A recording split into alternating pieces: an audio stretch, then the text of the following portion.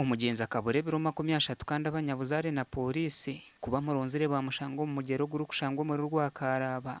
Northern Division Kabale Municipality kandi ogu abiratemere munonga hauso akazo mu bidongo kutere bidongo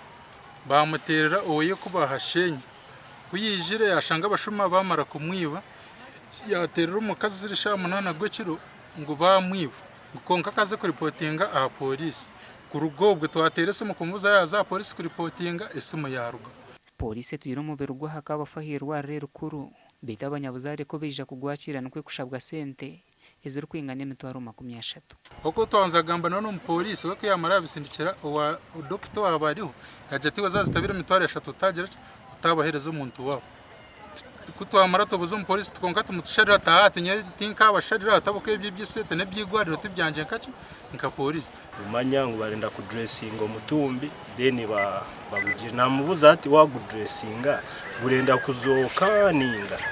bwanyuma yo kushoberwa abantu ababayirukangiro mu office yo mujwekerwa wa president Godfrey Nyakahuma. During the inspection tour of State House Health Monitoring Team, that matter was raised, that when a person dies in the hospital before a body is released to the relatives, one is supposed to pay 300,000, and which is illegal. That is a government referral hospital. Everything is supposed to be free. Twari kufera omu private wing ninga shiriri rwero ryitu ryo kushashura bakamureta omu mochari kumutreatinga nko kuwanoshashura kuri nyana mu kikwateje nko kuwanoshashura kuri omu private still na treatment hamwe na fridge you have to pay. Obumusibe Gerard bagira ngo ashabiire ekituga